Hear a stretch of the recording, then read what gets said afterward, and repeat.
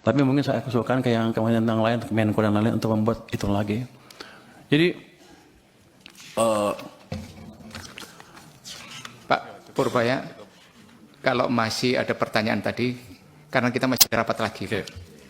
Tadi itu sebenarnya kita rapat pengantar, Pak. Jadi itu pengantar. Jadi menurut saya yang lainnya nanti dijawab tertulis. Kita akhiri rapat siang hari ini.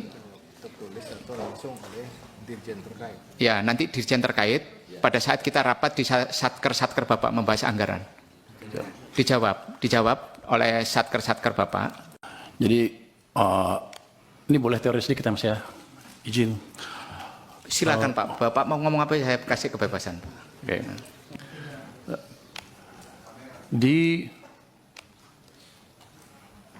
buku moneter itu ada pemenang Nobel yang bilang bahwa dia mempelajari krisis tahun 1930 di Amerika. Dia bilang waktu itu krisis, mereka debat bunga di nolin kok masih krisis.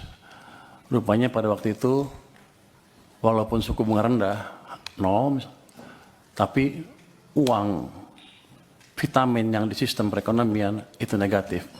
Jadi ekonominya dicekek. Itu sebetulnya yang melandasi teori utama kebijakan moneter. Jadi kalau Anda mau lihat kebijakan moneter, ketat atau longgar, jangan hanya dilihat dari suku bunga. Dia bilang begitu. Lihat laju pertumbuhan uang primer, base money. Jadi dampak kebijakan moneter amat signifikan di perekonomian. Tahun 1997, 98, 97, kita melakukan kesalahan yang fatal. Pada waktu itu, BI menaikkan bunga sampai 60% lebih, karena untuk menjaga rupiah. Semua berpikir kita melakukan kebijakan uang ketat, ya kan? Wah, bunga tinggi perusahaan mana ada yang pinjam. Tapi kalau kita lihat di belakangnya, apa yang terjadi? Kita mencetak uang, base money itu tumbuhnya 100%.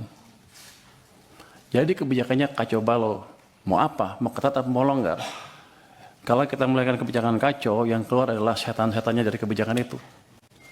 Bunga yang tinggi menghancurkan real sektor, uang yang banyak dipakai untuk menyerang nilai tukar rupiah kita.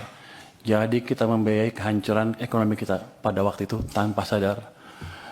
Ini bukan karena yang ekonom-ekonom yang dulu bodoh atau gimana, tapi emang kita belum pernah mengalami keadaan seperti itu. Jadi kita belum tahu nyata seperti apa. Dan saya simpulkan kesalahan kita di situ.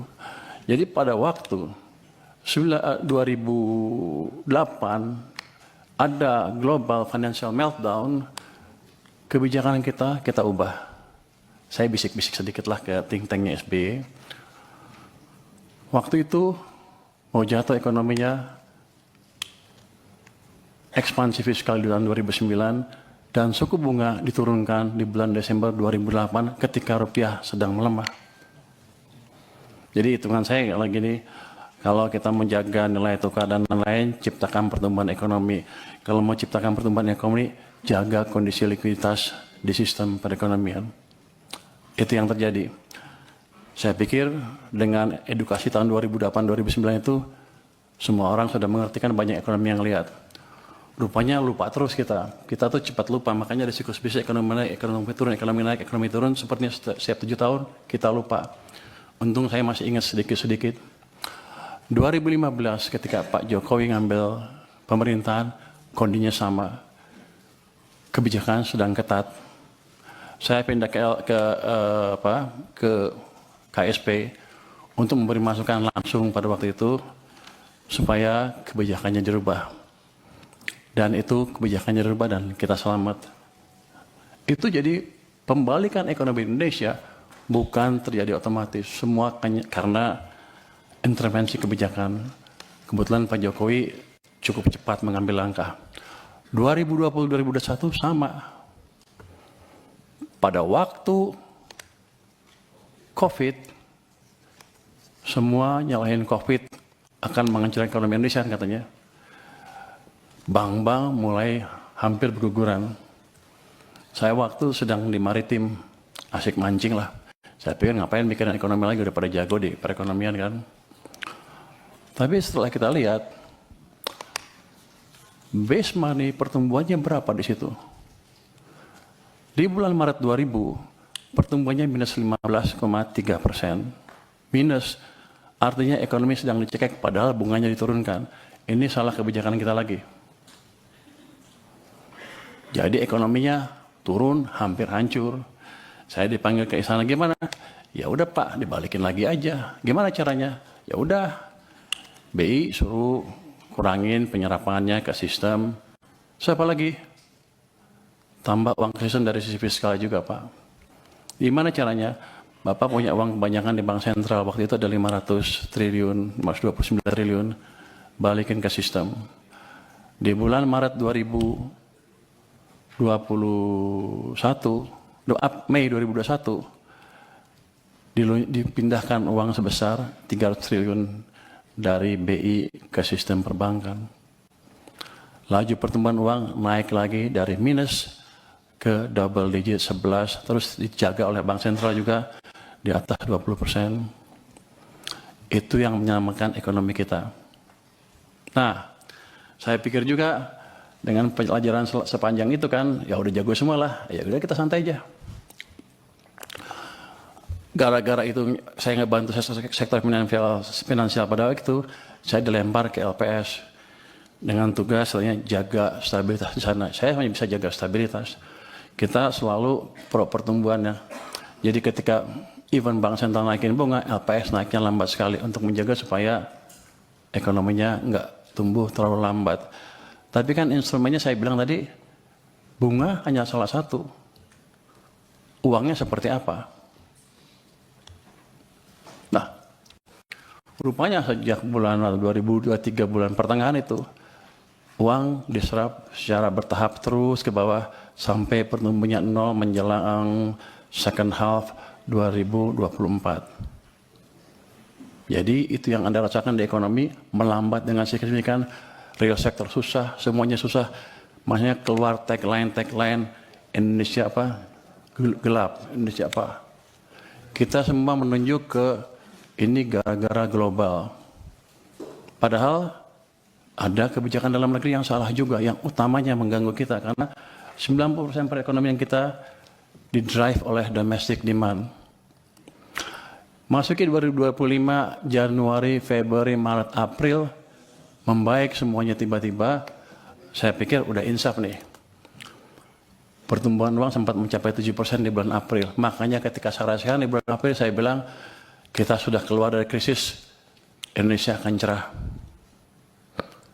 Yang saya nggak tahu, Mei jatuh lagi, Juni jatuh, Juli jatuh, Agustus jatuh ke 0%.